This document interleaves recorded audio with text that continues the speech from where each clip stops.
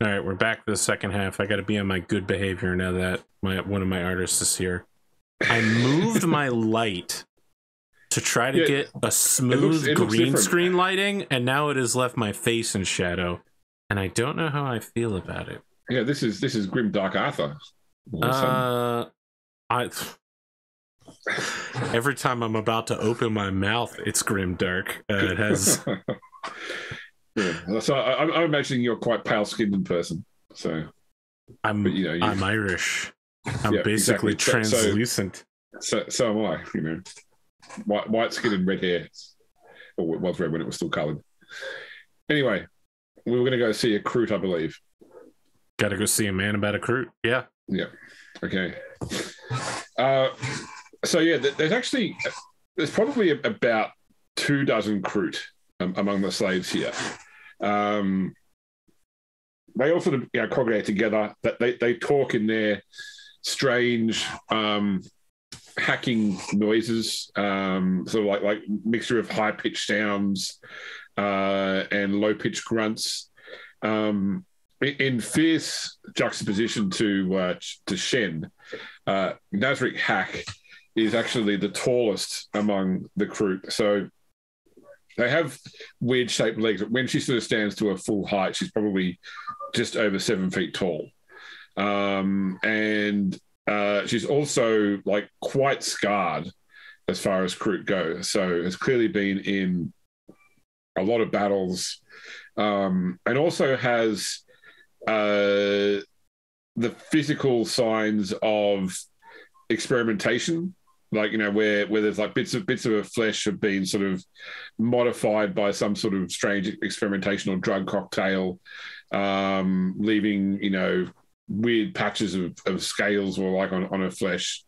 But yeah, and you sort of, as you sort of approach, the Kroot all notice you and sort of hack out various noises before Nazarick turns to you, and she's actually able to speak a decent amount of Low Gothic, or at least some facsimile of it. It's the same way you see Androchiron speak other languages. He hasn't really sort of learned the nuance of the language so much as he's learned to form the basics of communication.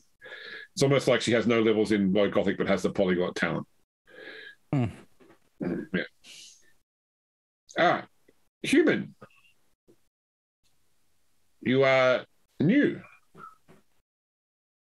What? Oh, you're done. Okay.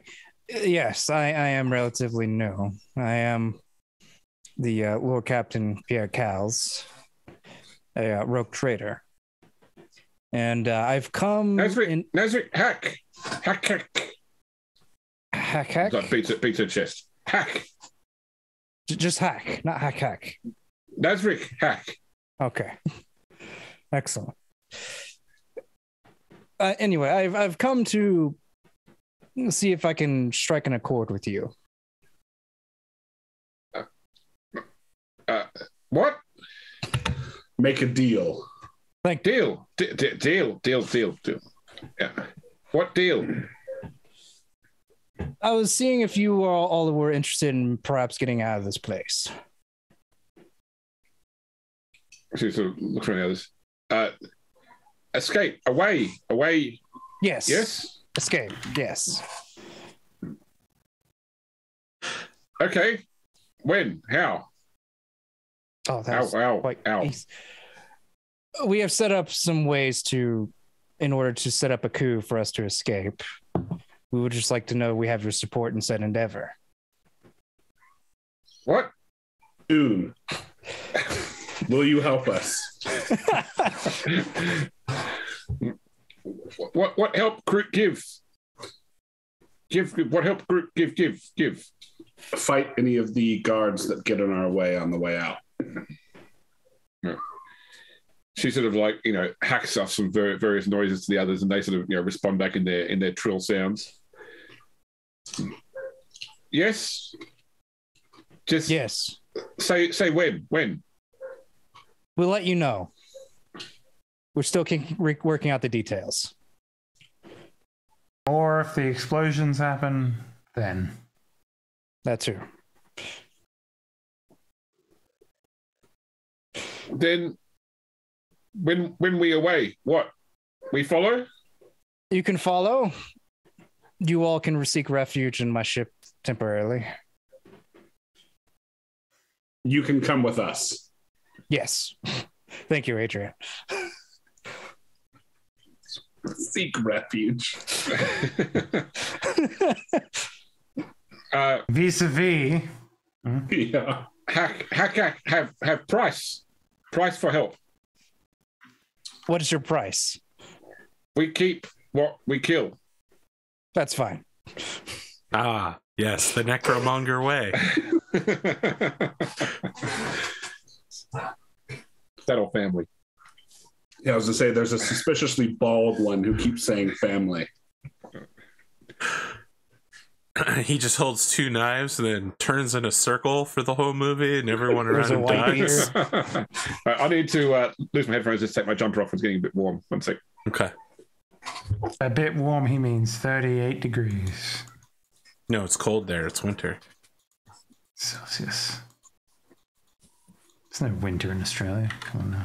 I'm liking the dynamic It's of summer in the northern hemisphere, so it is winter in Australia. I don't know if you are aware of Adrian, that. Yeah. The Pierre doesn't translation. know how to dumb down his words. Adrian's You didn't use the party member who is a translator, and thus you've ended up in this situation. Yeah, but I think that worked out great. I also have the idea of a Expert on polyglot. communications and translation is literally the entire point of my character. I like the idea of a polyglot Groot trying to talk low Gothic while a polyglot human tries to talk Groot back.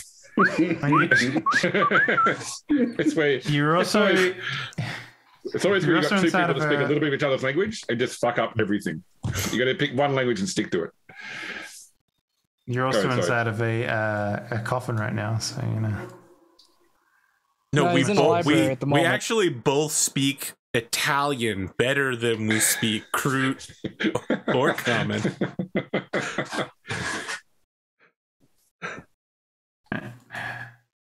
I'm not in the coffin yet. I'm still available on the phone. So You Arthur can was see- talking about his green screen, so I just made something. So I just, good, yeah. That's what's following us.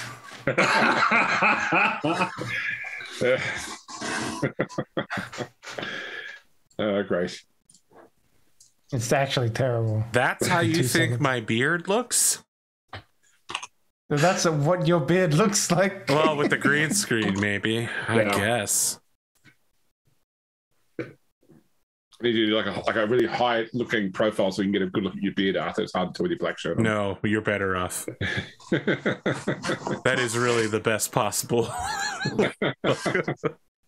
Anyway, so yeah, as you're leaving, like they're obviously like, you know, talking about this quite happily and like getting out weapons and shit. Like soon for them means like yeah. Within the next 30 minutes. no, they need to be ready for the time comes, you know. So yeah, You know, they got the dinner forks, salad forks. yeah. I mean, certainly talking with people here, you know, there have been multiple attempts to escapes in the past. You know, like there's and Yara's put down a few uprisings, so they're not entirely uncommon. We're just getting a real big one first. That's what we're trying to do here. Yeah. Okay. Time to go Any other- speak with the Corsair captain. I believe so. That went better than expected. Okay. The crew seem to be a simple people. How wonderful it may be. Definitely not a vast underestimation whatsoever. No, I feel like they would murder the shit out of me without a hesitation and then eat me. Quite so. Well, I mean, we don't have to worry about it too much. All right.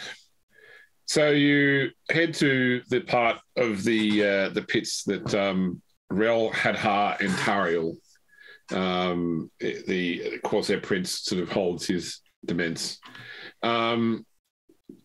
So he, once again, you can tell by looking at him that he has that look of someone who's been repeatedly tortured, slash, interrogated. So he bears a lot of scars. He probably, like, you can tell he looks older than he would otherwise look. Like the hard life here has put years on him, and his hair has gone like premature white. Although you can see that naturally he would have quite delicate features normally. He would be attractive in a sort of androgynous way, were it not for the effect of scar tissue on his face and exposed skin. He wears like whereas most people down here have just sort of like leather armor on. He has more of like a conventional Eldar armor, although he's wearing Drukhari armor because that's all he can really get here. One thing you notice is his eyes are completely black. No pupil, no iris, just black orbs. And when you sort of go to approach, a couple of like his nearby sort of stand up in that sort of like, don't try anything, we're watching you type way. But he does signal you to come forward. Pierre will do so. Yeah. You are the new captive that everyone is talking about. Another rogue trader. Is that correct? Indeed, I am. I am Rel Hadhar Antariel. There are some who call me the Shadow's Edge, or Corsair Prince. Unbelievable. This guy is the Eldar Nero.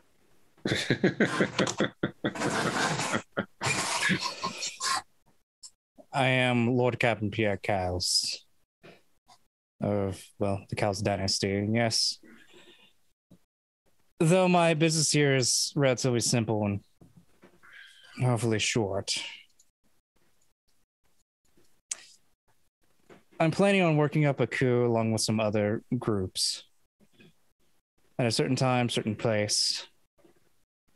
I was just inquiring to see if you might be interested in joining us.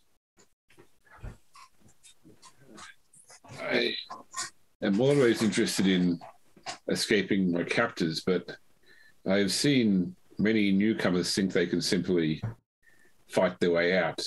You have to realize that there are hundreds of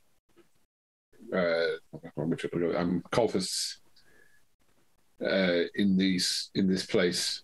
What makes you think that you will be so different, 1K? Because I have someone on the outside helping us set up the things we need to fully commit to this coup. At least enough for everybody that we can't escape. Resources are one thing. I have allies on the outside too, but are you capable, you and your followers? If the time comes, will you stand knee-deep in Drukhari blood to effect your escape? Absolutely. Looking forward to it. Wow, the Gyrinx hisses at him. Right. He sort of does that like he does that like vampire hiss back, like at the Gyrinx, Oh, he mobs? Damn. I'll tell you first, then, I'm not afraid to get my own hands dirty if I need to. Well, hand. The other one's already dirty. I'm not afraid to kill a couple of things in my way to be able to escape this potential hell.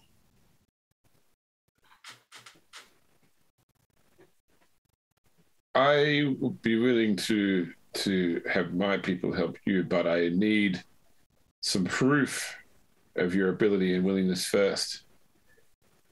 We have many jailers here who patrol these halls. Sometimes accidents happen.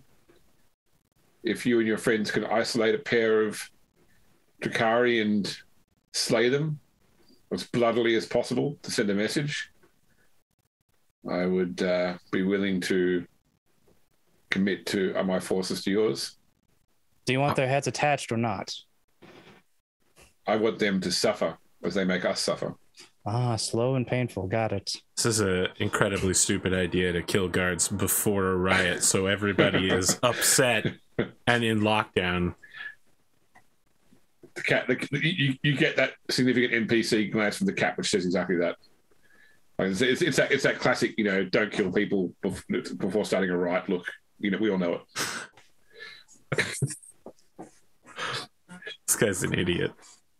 Is there a deadline to that, or it's before you receive my help? That is the deadline. Because quite a stupid decision. Do you have something a little bit less stupid we could do to prove our strength to you? Well, it depends on how long you're staying here for. I mean, I'm sure that there'll be a time when you will face Drakari forces in the arena. If they send you out there, you can prove it there. You have to simply wait until they give you Drakari warriors to fight against. If you survive that long. No, what I'm saying is killing guards right before we try and break out of here is a short way to make everyone more alert than they need to be. I want to see you kill. Would know this. I want to see you kill Drakari. Whether you do it on the Red Sands or you do it down here, I don't care. But until you are up to your elbows in the blood of our captors, I'm not interested in dealing with you. Very well. One way or another, we'll have Drakari blood on our hands. We'll just be sure to pick our timing right then. Look, I'm going to be honest with you all. I'm not hearing this scene, right? But everyone you're negotiating with has basically no option except to get on our fucking ship when we break them out of prison. So the negotiation shouldn't be what can we do for you, but what can they do for us? Yeah, I mean, all right? We're rogue traders. Can we... Why are we negotiating from a position of weakness? I mean, at this point, basically, he said, "No, I mean, I'm not going to help you until you start killing people." And then we're going to go, "Okay, well, once we start killing people, good luck." Yeah. So, I mean, once it's obvious that this uprising is working, everyone's going to be on board because no one's going to wait here and say, "No, you guys escape. I'll wait here for my captain to secure the scene." Yeah, but it's like that. Some of them aren't going to involve themselves until they feel that you've obviously have the upper hand. Mm-hmm. I understand this guy. He's a man that's been tortured. Defense centers, yeah. He's a man that's been tortured, been through a couple of coups himself. He was like, all right, I'm tired of it. He's seen some failed uprisings probably before. Yeah. Listen, we still have to get that fight between Dawn and the Autarch. Just Talon Bellwing. Yeah. Talon Bellwing, sorry. Because we saw it at the end of season 2. Pondo calls him by his tabletop name. His position, essentially. Okay. I mean, in this corner, weighing in at 100 kilograms. Once that starts, the Autarch. It'll be like the time to go, right? It'll be go time. So yes, there's only one time, and that's when everyone's dying. For this, again, we should not be negotiating with these people to join us. They should be negotiating with us how they're going to get off of this hell planet. I think basically I'm not the one in charge of the negotiations, but I think basically the negotiations are now over, and he's not joining us. If we can kill them, sure, all right. If we can't, whatever. I've given my deal. He's given me his return deal. Doesn't matter at that point. As you're walking away, you're being approached. If you hear him before you see him, Domos, the tech priest, is making his way towards you. His body sort of creaks and groans as it moves with the various bits of cybernetics and such that have been poorly maintained, but he is making his way directly towards you. The final piece of the puzzle, perhaps. Lord Commodore, did you not get my message? I don't believe so. Oh. I said Pritheus to... I thought you said you spoke with him. Yeah. Never mind. I was simply wondering how your planning is going. Are we ready? Will we... Yeah. As ready as we'll be at the moment. Most of the factions have aligned with us, with one exception, which may or may not end up happening. It's hard to say. We do still need to know the power situation. The power, the electrical power or the social political power? Electrical. We need to know how He's an engineer. What did he think the answer to that was going to be? The net over the arena. It's controlled, and its power sources inside the pits. Yes, there are machines down here. I'm given access to some to do my work, but our captors have restricted me from access to certain systems. But I've been able to backtrack to a terminal I could use, but there's regularly at least one guard nearby.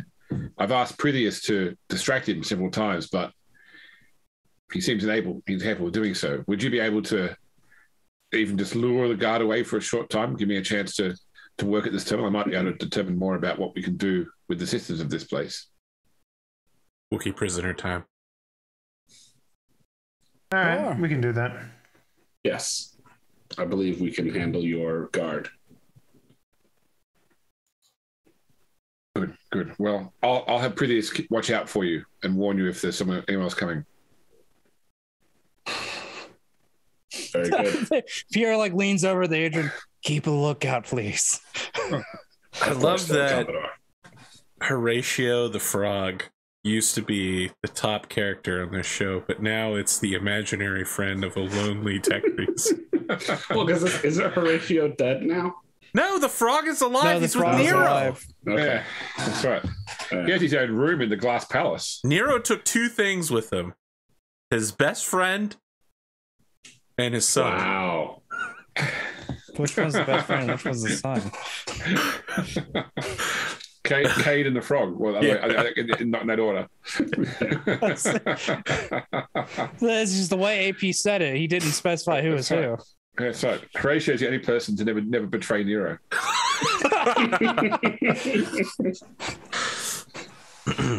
That's why we'll win in this timeline. It's the strength of the connection with the frog.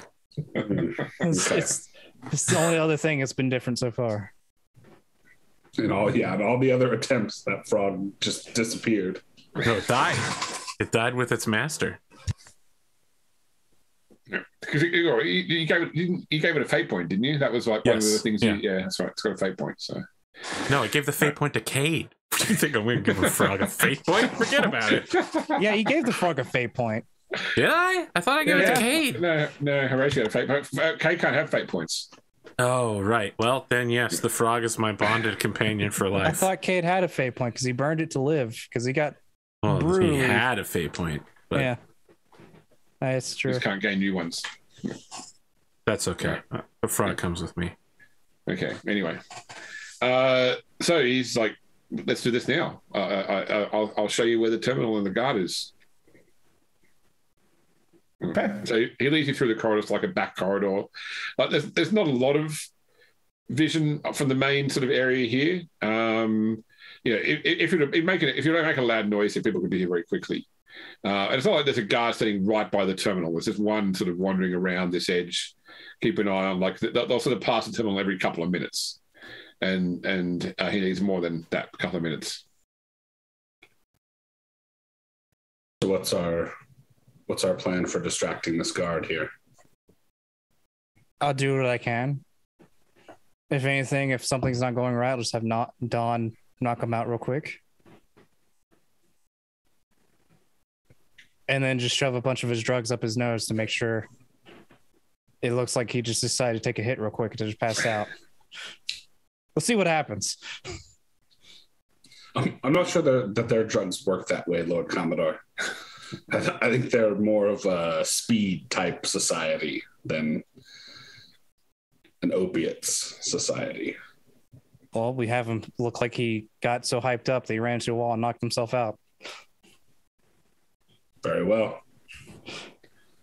Do you have any other ideas at the moment? I think that is an excellent plan, sir. Okay. It's a scene which made me laugh from the boys, where someone offers someone else cocaine, and their response is, "No, thanks, I'm full." All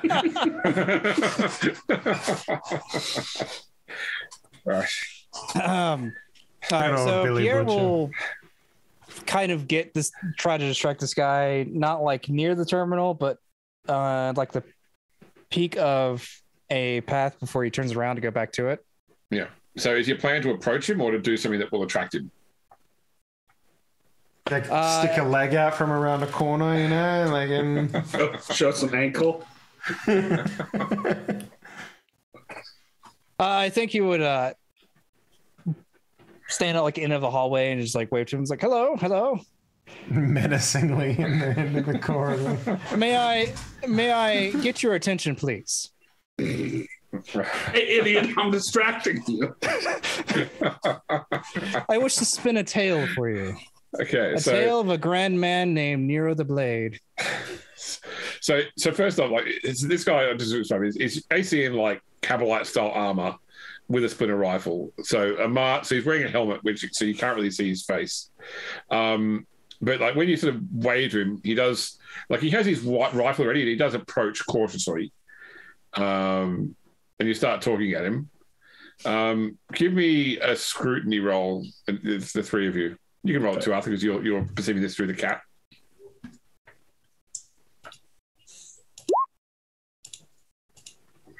Oh, fuck. I'll spin a fate point.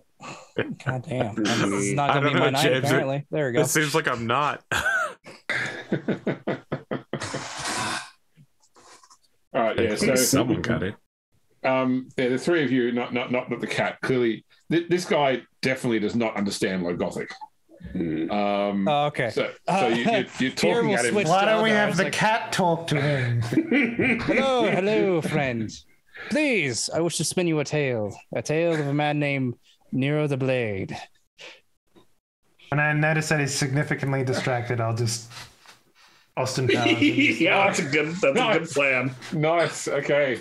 Well, he's definitely distracted. I mean, like he's probably going to tell Pierre to fuck off, but no worries. He's distracted enough by Pierre that you can sign chop him. Give me a blather. Give me a no. I want a blather roll. Okay. Yeah, make a blather roll first, because that will give a bonus to Dawn's roll. So. Pierre has been looking to make a blather roll for the entire campaign. Oh my god! Yeah, you still failed? God damn! All right. You waited your whole life for this moment. All right, no worries. So give me a weapon. Give me a weapon skill test at plus 30, please, Dawn. Jesus fucking Christ! Oh man, that's like the Hondo, please. All right, that's like the third 90 this night. 90 plus. Right. Yeah, give me a strength test, please, Dawn. You've whacked him soundly. I'll give you plus 10 on this roll as well for you. Okay. Nice. Okay, cool. So look, he's not like permanently injured, but you've like hit, you've hit a spot enough to sort of cause him to, like, it's one of those sort of pain points that causes somebody to sort of shut down. Look, there is a memoir called Breaker, right? And it's about this guy who learns martial arts, and it's very, very popular. And they recently started releasing the third season, and in like the second or the sixth chapter of the new season, one guy's like, "Aha! I use acupuncture on his paralyzation and talking veins," and I was like, What the fuck, bro? That's so. I just did that day. You know. You were like the operative in Firefly. Yeah, you just grabbed the right moved the nerve Yeah, cluster. you got the nerve cluster. Yeah. Took a shrapnel hit there during the war. Right, yeah. So he goes limp and collapses. I'm the chef. Okay, Steven Seagal. It's from that terrible porn intro. No, it's from Steven Seagal. That is a parody of a Seagal. I know, but I'm talking about how badly it was like. Yeah. As bad as Under Siege was, Under Siege 2 was so much worse. Earthquake in midair. Well, actually, James, that does happen. We'll talk about it. Look, if you build high enough above the ground, right? If you build a wooden structure 5 stories tall and fly you're a plane immune to off the top of earthquakes. it. Yeah. You're immune to earthquakes. Yeah. Adrian will gesture to the terminal and go, okay, there you go. Okay, no, as he starts working away, what do you want to do with this guy's prone form? Essentially, want to set up against a wall with his setup where he looks like he's sleeping, fetal position, and just start opening up bags of his drugs and just kind of. Sprinkle some crack on him, Johnson. Take his helmet off. And oh my god. Shoot some in his nose. A makeshift mortar and pestle in his helmet. Just grabs a full handful of syringes and just jabs them into this tube. I hate this story arc, guys. I hate everything about the Dark Elder. Yeah. This is terrible. All right. All right. So are you actually trying to like kill him or just no? It's not a good idea to kill guards at the moment. Just make it look like he decided to be lazy for a moment. Okay. All right. Cool. So in the end, Domos spent a lot of time at the temple, probably easily getting close towards half an hour. A lot longer. He said he'd be about 5 minutes, but he says, and you see him going, "Oh, this is interesting. Oh, this is really this is very." Is now a good time to ask my questions? Yes, now's a good time to ask you questions. Okay, I got some for you. Give to me your questions 3. What is the nature of the power of the blind tesseract? For example, its source, capabilities, weaknesses, etc. Arthur trained real hard to not get monkey pawed right here by the looks of things. So, its core power is temporal. So effectively, it is an object out of time. So the test it exists at all times at once, basically. So effectively, it could be used in its original state. It's like the webway, just the webway in time. Sure. So it was designed to allow someone to move backwards and forwards through time at will. I get it. It's a Bejor. Yeah. That being said, it is damaged from multiple untrained people attempting to make use of it. So effectively, the blind tesseract itself, its weakness is that it is naturally failing from over incorrect use. So in time, it will destroy itself. But out of time, it's good. Yeah. Well, I mean, in time, it's already destroyed itself, just not now, but in the future and the past and right now. But when will then be now? No, stop. If we are stuck in a time loop and we've done, like they said, we've done thousands of renditions of this, right?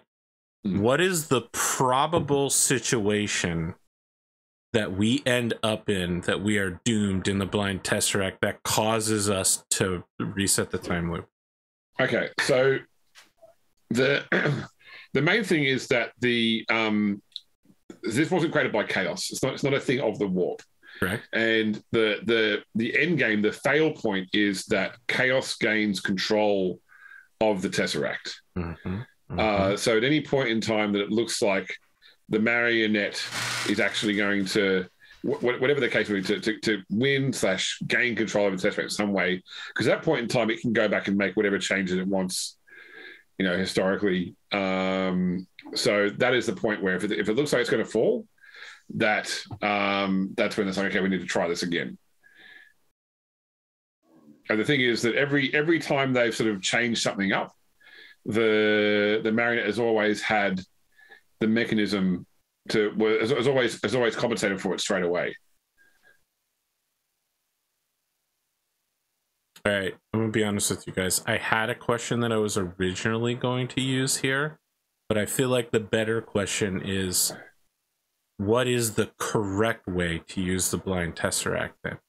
If we've never used it correctly and everyone who's used it incorrectly has injured it, what is the correct mechanism to use it so that we don't injure it and we use it successfully? You're reading a book, right? That's why you're getting these answers. I'm reading a bunch of different books, but I assume I'm also talking to Shrane and the librarian. So you can't ask questions about what your previous iterations have done, yeah? But Shrane knows what our previous iterations have done. Wouldn't it be better to ask about, like... And also, I'm not asking about... I mean, I already asked it. That was... My last question is, what have we done before? Right? My current question is, what can we do correctly to use the device? I want to know... Listen, everybody's starting this thing up, right? And they get into the C-DOS, right? And they delete sys32.exe. You know what I mean? Right? What command codes do I need to enter in order to transition from DOS to Windows 95?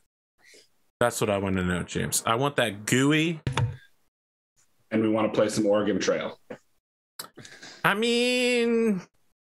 Like, you can load EXEs without... I'd do a couple so. Oregon Trails. Solitaire, Minesweeper, that's sweet.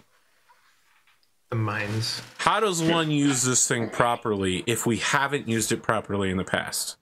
Okay, so and this is speculation on the part of the book that you've referred to as such, because nobody who's ever used this library has ever used it properly. Okay. But they believe that I've doomed myself now. I'm in the time loop. I've asked questions I've already asked before. To use they believe effectively it can only be used by a fourth dimensional being, so to speak. Something which whatever sort of creature created it, that's the sort of creature that needs to operate it. And anybody that's not operating it, anybody that doesn't exist in its sort of temporal way, can't use it in anything like that. Anyone that thinks in past, present, and future automatically is out, so to speak. But they speculate that the sort of beings that could use it are things like the Eldari gods, the God Emperor of Mankind, the Catan, the Chaos gods. Things that are effectively, in some capacity, outside of conventional time, so to speak. So then how did Harlock use this thing? Or is he the one that damaged it? He did the most damage to it. Okay, that makes sense. Because he went back and changed a whole bunch of individual events. Yeah. Okay. We need a fourth dimensional being. We need Dawn to communicate with the God Emperor to communicate to how to work the thing. Let me ask you a question, James.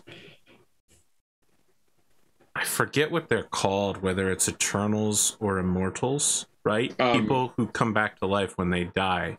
Does that count? Perpetuals. They're perpetuals is what they're called. So we know that we, as people, as not as characters, but as people, we know that the God Emperor is one of them, probably. Right? Does the Spider Bride count as a fourth dimensional being? So she claimed to be perpetual. So yes. So there is okay. My God, I can't believe I'm suggesting we add the Spider Bride to the party. Nero is vomiting wildly everywhere. Okay, give me a Forbidden Lore. Oh Jesus! You got Forbidden Lore Xenos? I have Forbidden Lore's Warp Occult Psychers. I'll take occult at a -20. Great. I'll take it. Okay. 2.5 successes. Nice. Okay. Oh, damn. All right. So, in your research going through these books, you have discovered the existence of a group called the Cabal. So, the Cabal was originally formed by Xenos, like mainly Eldar, and its membership is almost entirely perpetuals. And they set out to try and control the fate of the universe, so to speak. So they include things like Eldar seers that read the future.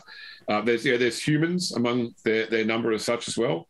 And as far as they're concerned, like the Cabal just believe that the Emperor is just a powerful perpetual. They're no different from him. The fact he's lived a long time, he's a powerful psyker. A lot of perpetuals also are psychers, not all of them, a lot of them are. And now perpetuals have tried to master the Tesseract and have failed as well. So just simply being a perpetual is not enough. But their belief is that if they had access to the power of the blind Tesseract, that they could use it wrong in the best possible way. I.e., the amount of damage that we do will be limited by the fact that we are so wide of scope that we understand, the relationship of time and space, etc. But it's still not 100% right. They don't know what created it or how. But what you do find by researching the Cabal is that the Cabal tried to become involved in a way during the Horus Heresy. So they believe that there were two outcomes of the Horus Heresy. One in which Horus destroys the Emperor, and the outcome of that would be that Chaos would rise to massive power straight away after the Emperor, and that the Chaos gods would then end up fighting each other and eventually destroy each other, effectively ending chaos through petty squabbles, but wiping out mankind in the process. Right?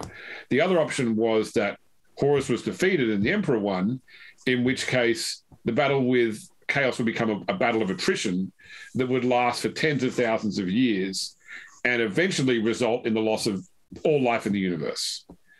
So either Chaos loses early and mankind's wiped out, or Chaos and all life wipe themselves out over the space of time immemorial, basically. And the Cabal were pushing for Horus to win because they wanted Chaos destroyed. Chaos was this primordial force that the universe would be better off without. But they were betrayed by the factions they were working with, which, according to this book, is the Alpha Legion, which allowed. Oh my God, James! How can you do this? Really, the Alpha Legion? And at this point, you realise that you are Alpharius. No. So basically, as far as they're concerned, everything around the outcome of the Horus Heresy is now a static point in time as such. That's to try and change that now would have horrific repercussions. And in fact, in your research, anytime Androchiron has tried to enter the blind Tesseract, you've gotten to that point in any of these previous iterations, someone has always killed Androchiron rather than he get into the Tesseract, because he's always gone in with the intent of trying to affect the outcome of the Horus Heresy. And it's usually Adrian, if Adrian's still alive at that point in time. Adrian is an agent of these perpetuals from the Cabal? No, he's just been coached. I'm just the one who kills you. But why? Because what would Androchiron do if he could go back and stop the Horus Heresy? I mean, he would. Exactly. But why is that bad? Because it's a fixed point in time. If you do that, the Tyrant Star shows up and eats everything. That's only their opinion, though, right? Yeah, and that's a theory that people who are actively trying to kill all humans came up with. Yeah. Why would you believe them, Adrian? I don't believe them. I believe the Inquisitors who are telling me to not let you into the blind tesseract. I'm listening to Adrian, Vakir. He's a loyal soldier of the Imperium. He's going to trust the Inquisitor. I got it. It's a shitty situation. James doesn't want me to rewrite the entire history of Warhammer 40K to become a non-grimdark, amazing universe where humans rule over everything in a golden age. All right. There are a lot of elements about the Horus Heresy that result that multiple people trying to manipulate time and fate. All right, so this is some Ordo Chronos stuff. I have several follow-up questions that should be relatively short.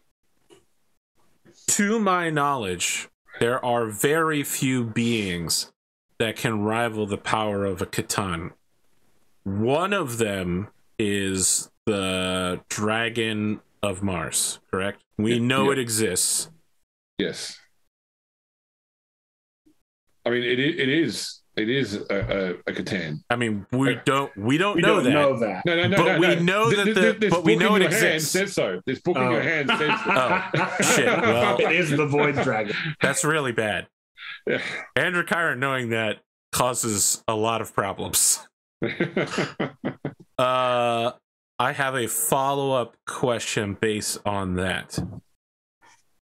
Is the Last Scion a viable candidate as a perpetual time-based being?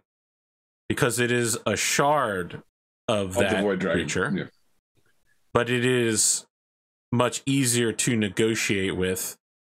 First off, because we know it. Yeah, it could control the blind tesseract in the way it's at least the speculation you form based upon what you've read is that if it is truly an element of a star god like the Catan, it could control the blind tesseract in the way it's intended to be controlled. Is there I mean, if we can't rely on the Spider Bride, and I also can't rely on any of the Inquisitors since they're literally fucking killing me consistently. So Shrain's not the way. Shrain is not involved in this conspiracy because he's not part of the Ordo Chronos. Yeah, but Sarah Grimald is. Yeah. And I may not know her, but I know that she's shooting me in the back of the head constantly. It makes me very upset. It's just Adrian holding the gun. There it is. I mean, when Hereo was making the art for him, I was like, we know he's doomed to die. We don't know how, but he is doomed to die. And it was you! All along, Spoon! It was you! You stabbed me in the back, not just once, but thousands of times, and you'll do it again too. That's what you get when your previous character sucker punches me. Wow, you were infected by evil. What do you want me to do? I was trying to keep you from killing everyone and yourself. Jeez, talk about holding a grudge. All actions have consequences. Is there anyone else I can think of beyond the tide? Not that the Last Scion, right? There's no chance we can get the Dragon of Mars out here on short notice. It literally takes years for communications to arrive back on Earth. But we could send a communication to the Last Scion to get it to turn around and come back to the Koronus Expanse. That's possible, right? It's not a good idea, but it's literally the only one I have right now. Is there anyone else that I know of that is alive and counts as a fourth dimensional being? Okay, so what the Eldar are speculated here is about they have two surviving gods. They have Kegarak and Cain. Yeah, they presumably better do it, but once again, neither of those gods do the Eldar want to control something like the blind tesseract. Yeah, and the problem is we could summon Cain, unfortunately. Yeah, but we also don't want Cain in control. I agree. But I would also prefer to not be shot in the back of the head for trying to save all of mankind. Then just don't go in. But then I can't save all of mankind. Let me put one other option to you, though. Yeah. There is the unspoken option that nobody's really got into yet is, why don't we just accelerate the damage and destroy the Tesseract altogether? I mean, that's a terrible idea, though, right? I'm just saying, it's one idea.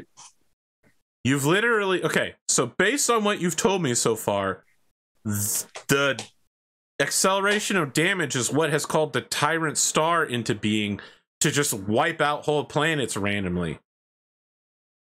Nero had a vision of the Tyrant Star eating Scintilla, right? Yes, he did have a vision of that. That's okay. Right. Well, accelerating of like the Tyrant Star being in the Scintilla system and the entire planet turning on each other and killing each other. Yeah.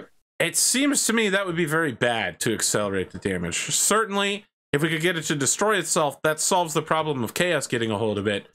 But also, it will probably screw all of us. This is cursed knowledge, James. Why would you give me this? You were looking for it. I wasn't looking for this is how we can destroy the Koronus Expanse. Listen, you went looking for the knowledge about the blind tesseract. You get everything along with it. There's no one else that we could summon beyond 2 Eldar and a dude who blew up our planet? That's it? These are our options? I'm not sure we want any of those people in charge of the blind tesseract. Ask the Emperor to summon Celestine. Wait a second. I mentioned having Dawn as a tether to the Emperor to But we had to have done that before, right? That has to have been an option we've tried before. There's no way that wasn't our first choice. I mean, potentially not. This might have been a timeline where she became the... I don't know. Yeah, who knows if we're messing with multiverse theory here, okay? I mean, it's not a multiverse. That's the problem. If it was multiverse, the Tyrant Star would be eating other universes, not our same universe over and over again. All right. I'm going to think some more on this, James. You keep going on with old man... imaginary friend robot guy. Alan Palmer suggested Adrian the G to the Patriarch. I've never played the test. I forgot about him.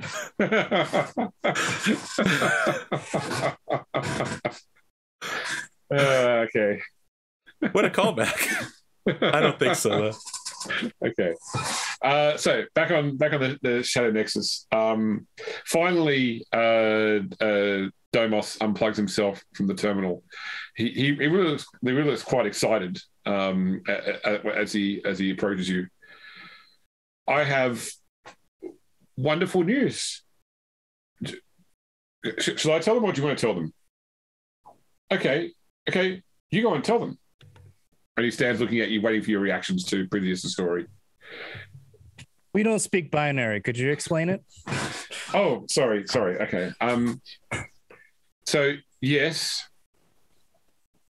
I could use this terminal to shut down the security net, both over the arena and securing the bulkheads, giving everyone a chance to escape. But on top of that, I was able to borrow a data conduit through the Xenos network, and I can actually gain control of some systems on the Galen sphere. I could redirect power. I could gain control of some of these systems. I need to be protected while doing so, but from this terminal, I could, until it's shut down, I could really do quite a lot. Yeah, that's right. How long would it take you to do that theoretically? I mean, if you keep everyone distracted enough, I'm sure I could do it while you're trying to escape. But that'd leave you, Yeah, you'd come back and get me, obviously, and Priteus. But if you can only save one of us, you should save the smarter one. Save Priteus. Take my frog. He's my oldest friend. I think Thaddeus would rather have you alive than himself. We'll come back for both of you. Yes.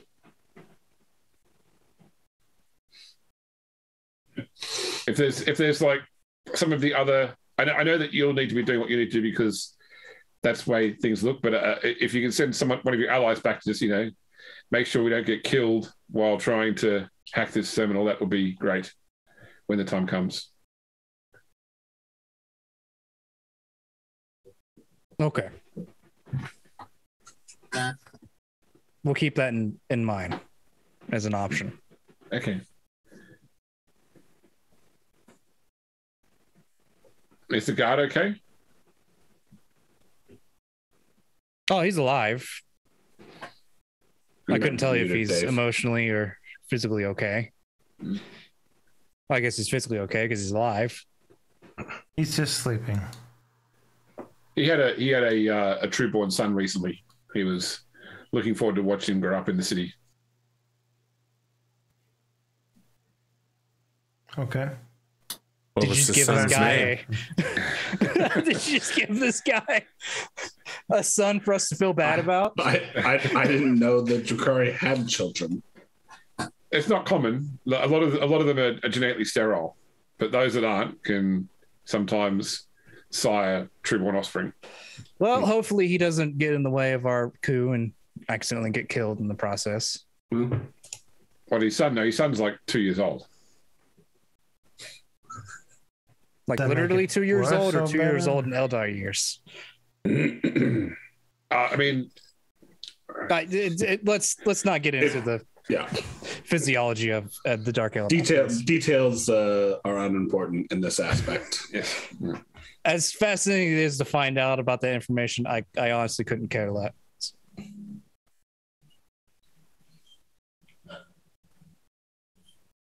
Okay. So it sounds like we have everything we need. Yes.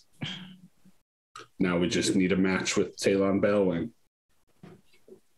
Or maybe a couple of other Drakari, but who cares? All right. So I would like from you, please, Pondo, a plus 20 command roll. I don't trust myself. Yeah, it wasn't showing together. I physically can't fail it, but I don't trust myself. Do I get renowned warrant? No, it won't up in this case. Fair enough. Not that it matters. There we go. Nice. Okay, cool. That's so an okay with all the stuff you put in place, it probably takes 48 hours of wheeling and dealing. Now, Adrian, are you gonna so I assume from what you check on the weapons, everything is there ready to go. All your own weapons put aside. So just not anything you took to the party basically, which I think actually just wedding clothes and the like. All right, what happened to that sword, by the way? Because I did have my. So your stuff that you brought with you will be like the idea would be that Balewing is going to request, or he's going to say that he wants to fight you at your full power. Obviously, you're still limited by the fact that you can't manifest your wings here, but he wants to fight you in your armor with your flight pack and that sort of stuff. He thinks that he's telling his handlers that will be. That will be of most interest to the crowd. And, people are hyping up this match for a couple of days so that, a lot of the city is going to turn out to watch the champion fight, an Imperial Saint, whatever an Imperial Saint is. Like a Moncade demigod is probably how it's portrayed to the viewing audience. They're about to be disappointed. At some point before this happens, though, Dawn, you are approached by Balewing again. Pre-show jitters? Well, I think that we need to buy as much time. So I know we've both agreed we're not going to hold back, but we need to draw this out. I don't know. What are you suggesting? Well, I'm just simply saying I don't know your skill, you don't know mine, but it's not going to work if one of us slays the other in the first 5 seconds of the fight. So, how do we do this? How do we ensure that we give everyone an opportunity, because they'll need time to get control of the systems down here. So, I'll be completely honest with you, Talon. Before I joined this crew, I was simply... I never touched any weapon. And all of my skills that I've grown accustomed to or have understood myself, taught myself, have been that of efficiency. I'm not sure I can hold back. So perhaps it's best if we have an understanding. I was able to heal people here, yeah? Yeah. Was I able to use Divine Administration? Yep. I do no, you weren't. No, you weren't. No, you could do regular Okay. healing. Sorry, regular. That's right. Yeah. All right, okay. I'll try my best, but I'm not sure I can make it look convincing, if that makes sense. Look, before I stepped on the path of the warrior, I was a painter. I often wonder if I picked up a brush again now, could I create something, or would I just be like a child slamming color onto paper? Some part of us is still the people we used to be. Do you want me to arrange your family tree? Is that what you're asking? No, I'm simply saying that we know what we need to do and we have it within us. All right. I'll do my best. How long do you think we have to That'll depend upon your friends. I suppose it does. Oh.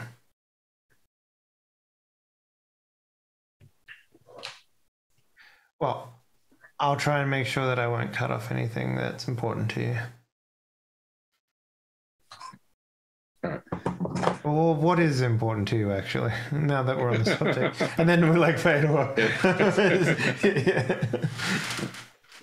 I mean, look, his basic suggestion is that if you try and keep your battle in the sky, making passing shots rather than like running at each other and standing at each other, hitting each other 3 times each round until someone goes down, is like taking sort of passing, almost like an aerial joust to sort of keep the crowd interested and reduce the number of blows you're running on each other. Okay, yeah. That's fair. Yeah. All right, so Messi, what is the plan? So how's this all going to go? So Dawn's going to go out and fight Bailey. What are Pierre and Adrian going to do? How do you want the tanks that we want them to do? When do you want to bring in the rest of the fleets? When do you want to blow the explosives? Like, what is your sort of or is it going to play all by ear? Those are great questions.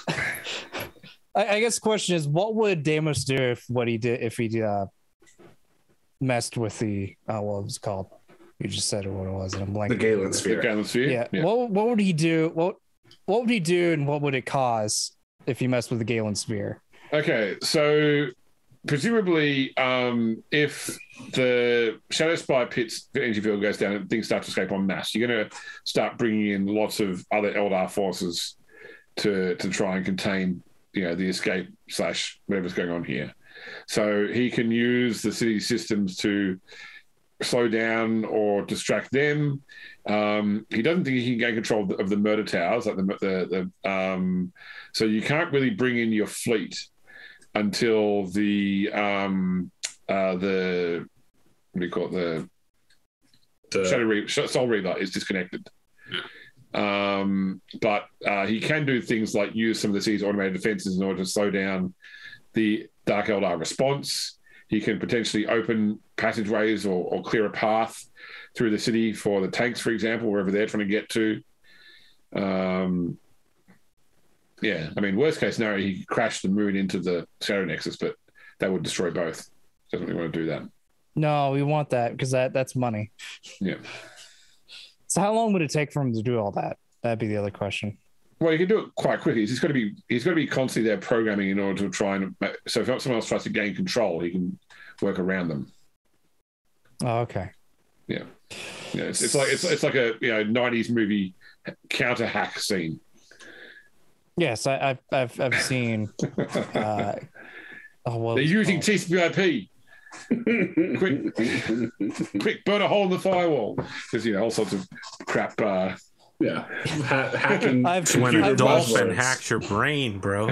I've watched Kung Fury. Yes.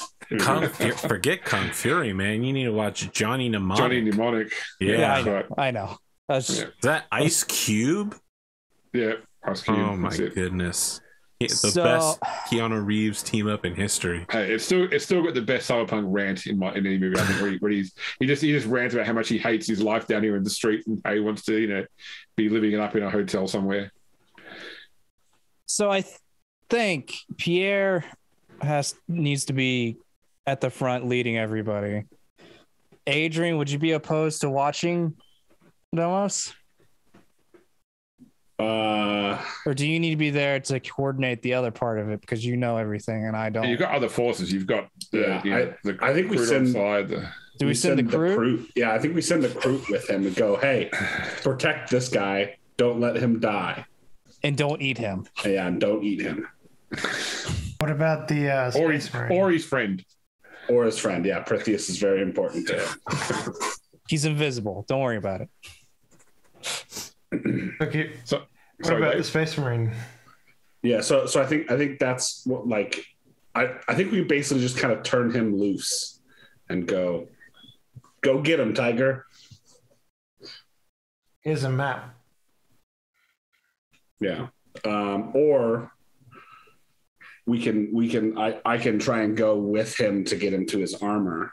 Because I think once he's got his armor, he's gonna be monumentally more effective.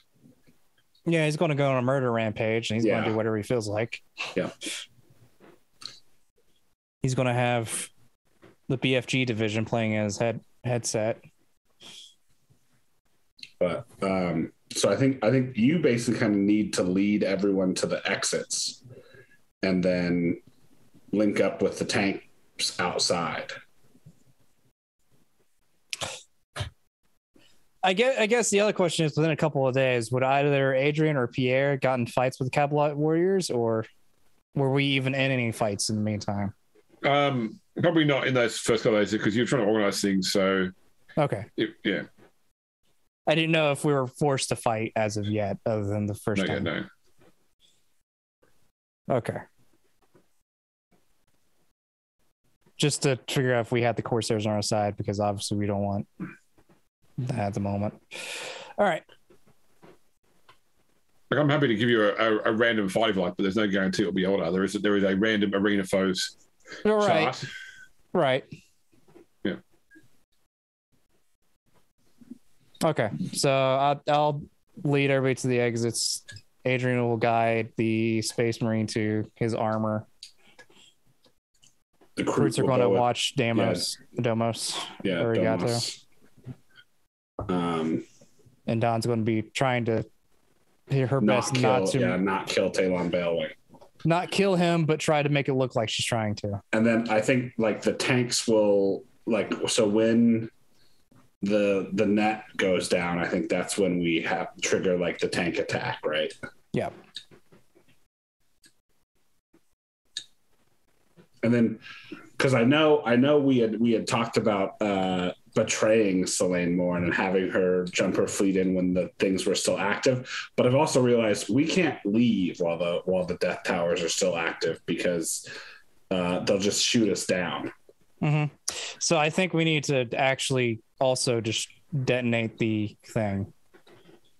We just need to find someone that will go. Well, I guess it would be Adrian that'll do it because he has not that Androchiron do it because he has his detonator. So is the plan to have one of the tanks take Androchiron to the ziggurat? I think so, because if that would help disrupt the power so that way the guns are out, which is part of our cause and we can't fully escape, then yeah, we'll have to knock out the power a little bit.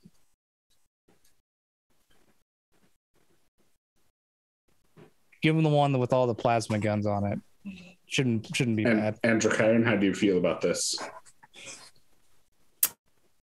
Or I guess AP, how do you feel about that? I feel like James and I need to have a discussion in a minute, but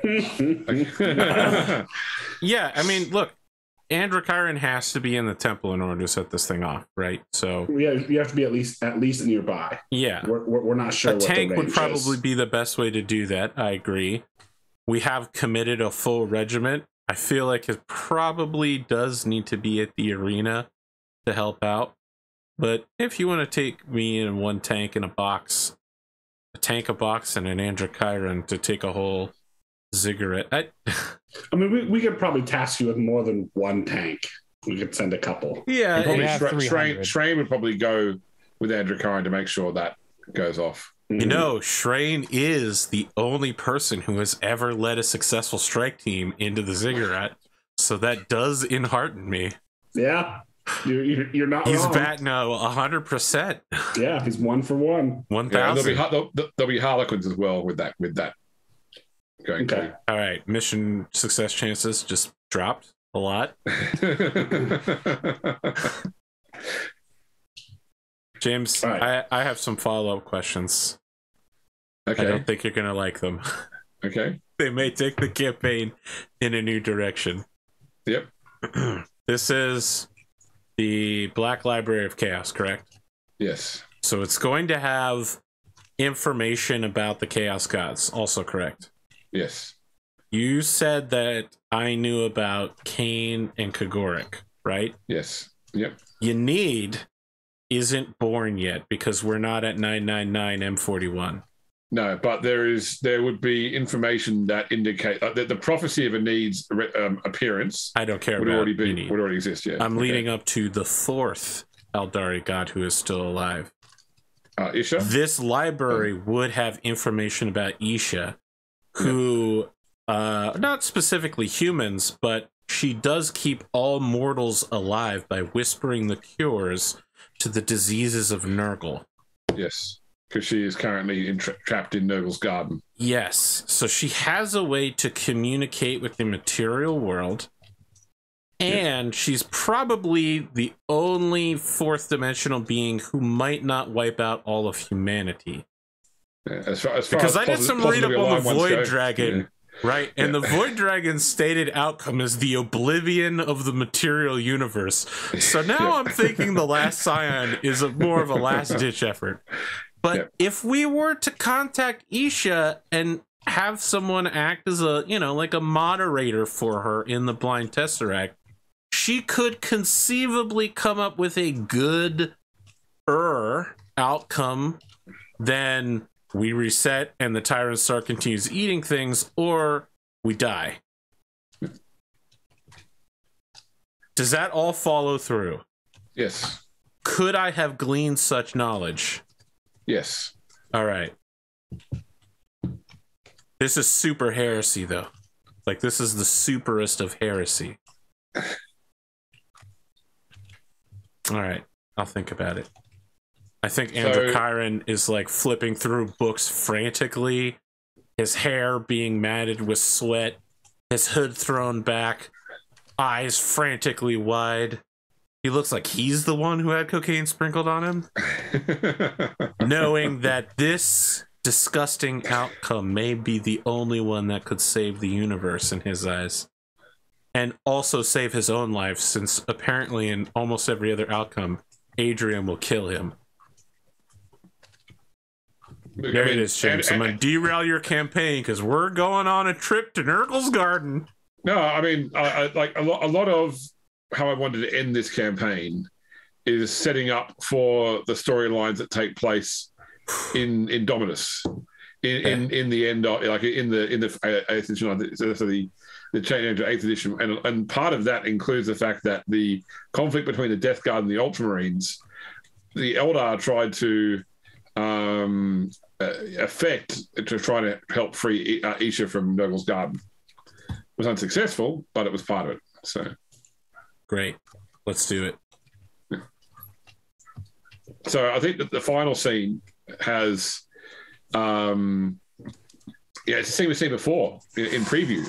We see the red sands of the pit as Talon Balewing and Dawn Leteinia step out in their full battle plate with their him with his wings, her with her jetpack, weapons drawn, as the Drakari announcer in the Eldari language declares the battle that will take place. Meanwhile, We see a scene of Adrian and Pierre suiting up back into their power armor. Adrian banging his two power fists together before using them to tear the adamantine chains securing Tarn to the wall. We see a Drakari guard, something like ambushed from the shadows by a Kroot, who quickly snaps his neck before ripping someone off and engulfing his entire head in its beak while just eating him. While a couple more Kroot lead Domos over to a terminal to begin working on it.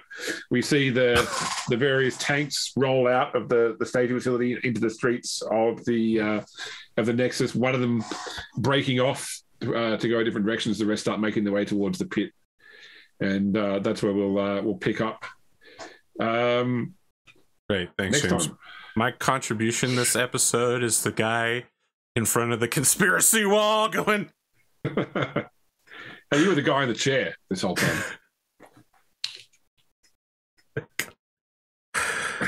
Pepe Sylvia. I'm going to have to find an equivalent The Wire meme. I'm sure they did something like that in... All right. I guess, Dave, next episode's your big debut for when you fight Talon Beowing fakely and then kill a bunch the next of episode will be recap followed by Dave roll initiatives. Yeah, okay. See? Finally, my VR VTuber debut.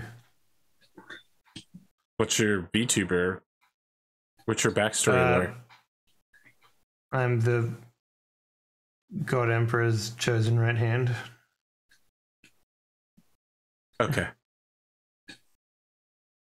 What else? What else is there? All right. I don't know that I would consider Dawn a VTuber, but all right. That was a joke. That was a joke because you said debut, so I rolled with it. I'm very tired, so you'll have to leave me alone. Outro's cool. Hey, I'm Dave. Thanks for watching. James, thanks for running. Everyone else, thanks for playing. And next week. Yeah, all right. All right, everyone, we're going to hop over to Pondo, a man who was asleep at 8 o'clock last night. Fell asleep 7:30 and didn't wake up till 11:30. Was it AM or PM? Yeah, essentially, I slept from 7:30 at night to 8 o'clock in the morning. It's respectable. That sounds great, man. That's streamer hours right there. Was that uninterrupted sleep though? No, I woke up about 11:30 and took care of the things I needed to take care of, and went back to bed at midnight. So that's after pretty that, good. It was pretty much uninterrupted. That's 3 REM cycles right there. Yeah. Well, when you're not sleeping, what are you doing? Either hanging out in Arthur's Discord or Thursdays. Well, Thursdays is recorded with the SnowRunner, and then whenever we can meet for Total War, which I think we're meeting next week. Whenever those come out, which I don't know how they're planned exactly. I think this one comes out Monday. That sounds about right, since you don't have Farming Simulator Sunday. Why not? Is it finished now? The series is canceled. Okay. We had an episode where I alone showed up, and I was like, well, it's just over. Yeah, it's over. Yeah. We did 47 episodes, James. It's the longest running video game series I've ever had. But it's done. It's done now. Okay. I converted it to a single player save, so if anybody wants it, I can give it to them. But I guess it's a game with no end. There's no sort of, you don't. That's true. But there's no winning. Yeah. We had a hugely massive farm that was also wildly profitable. Great passive income. Corn. If you like corn, we got all sorts of corn related. We make our own cereal now. We got a solid batch of cereals out. That was nice. Was got there anything else, game you were playing with Pondo and Cotton that was like the farming, like the Ranch Ranch Simulator? Simulator? We beat that. Yeah. We actually did beat that game. Okay. Yeah, once we got to actually harvest the pigs, it just kind of. Oh god, we were killing pigs every single day. We couldn't stop. We were killing like 3 or 4 pigs a day. They couldn't stop having babies. Yeah, they're also glitching over the fences because we had so many. We had to kill the ones that escaped too, just to teach them a lesson. What is this fucking animal farm over here? Jesus. Oh, it's a ranch, so it is an animal farm. Yeah, we bought the horses. Yeah. We bought a terrible horse, and then we bought a great horse. I get the terrible horse, and Cotton gets the good horse. Yeah. Anything else, Bondo? No, that's it. All right. Spoon, what do you got? I am Spoon. You can find me over on the Discord. I'm here Saturday nights. Celeste on Wednesdays with James and AP. Solaris nights when my streak of not competing ends and I get back into matches. Shouldn't have asked for a double buy. I didn't ask for a double buy. I said I should get a buy. Well, mathematically, I had to make some hard decisions. Yeah. Your opponent's get all the XP though. Yeah, exactly. That's true. They're gonna need it. It's gonna be Vimy, and he's gonna dominate you before you ever see him. I will. Whatever. It's you face Vimy on the Coliseum, and you just absolutely crush it. Yeah, it's just like a wide open field. No, nothing to hide behind. Then you run into Kane, and he comes at you and gets behind you in his 15 hex heavy mech. Yeah. Which I'm baffled that he's able to hold so much weaponry on it. Yeah. Well, it's because there's like no armor on it. But anyway, I digress. That's about it for me. All right, James, what do you got? I'm Grimdark James. Thank you all for playing. Thank you, audience, for watching, both on YouTube and live. I'll be back here next week for some more Rogue Trader. I'll be back here on Wednesday for some Slaster with Spoon and AP. Otherwise, I'm occasionally doing stuff on my own YouTube channel. We're just hanging out on Arthur's Discord. So, we're starting. I thought we'd get a little bit further today, but I think probably I didn't plan it well enough. I was expecting to get to some combat today, but next time we start with the combat. So that's a good place to start. Yeah. It's had fun anyway. I mean, I took us sideways into some of the deepest Warhammer 40K lore that exists. Yeah, exactly. When you start with the Dragon of Mars and end with the Perpetuals. Like that's some pretty obscure 40K lore right there. My God. See, the only part of that I didn't know was the Alfarius thing. All I knew was that Alfarius is this huge meme. Is he a traitor? Isn't he a traitor? But apparently is he even Alfarius? He isn't a traitor. Or is well, that's the Alpha Legion's power, right? Is that anytime Alfarius is shot, you could just be like, oh yeah, actually that guy was Alfarius. We're all Alfarius now. Yeah. Oh my God. Alfarius Omegon. Whoever named these people, like the God Emperor of Mankind did. Yeah, okay. Not some internet Games Workshop. Some poor fucking intern was back there going like, oh God, I gotta name more Primarchs. What do you mean this chapter has 2 of them? All right. I was it's called Wolf's Dragoons, so we're gonna call him Jamie Wolf. What happened with the 2 that are unknown is that they ran out of time. They're like, quick, we gotta think of something. We'll just have them murdered by Space Wolves. That work. All right. I was explaining to my wife, who loves reading books, that I was impressed with the literary concept that with Warhammer, you had the concept of the Horus Heresy before you had the novels. The novels have been produced later to tell the story that everybody already knows the outcome of in just a lot more detail. And because the outcome of the Horus Heresy is at the very end, the Emperor kills Horus. And literally the first line of the first book of the Horus Heresy series is, I was there the day that Horus slew the Emperor. So I thought that was a really good way to sort of start off the series from a literary concept that if you already know the outcome, if your first line completely throws it out, now that gets explained very quickly, but I thought that's quite a clever literary thing. All right, well, let's let Dave go to bed. No, I got one more thing to say. It's Father's Day today. I mean, it will be in 17 minutes here on the East Coast of America, the time zone that matters most in the whole world. Okay. Just be grateful for your dads. It's also Juneteenth, so, you know, you celebrate. It'll be observed on the 20th, but that's weird. Well, actually, it's Juneteenth. I don't know. You can tell me after Dave's going to Juneteenth is the celebration. Okay, so you know about this thing called the Emancipation Proclamation? Yes. All right. I want you to imagine that there's a United States state that's super different than all the rest of them. They're real shitlords about being free. Can you guess what the name of this state is? Texas. Missouri. It is Texas. Now, would it surprise you to know that Texas decided to ignore the Emancipation Proclamation for 6 months until the Union Army was like, hey, Texas, we'll fucking raise you to the ground. And Texas was like, oh, what day is it? June 19th. We surrender. Okay, we're done. Okay. All right. Is that the real story of Juneteenth? Not really. But you can go look it up on Google because I assure you, they'll do a Juneteenth thing on the Google main page. Okay. Texas, you're only free there if, I don't know, you're Texan. That's it. Have a good night.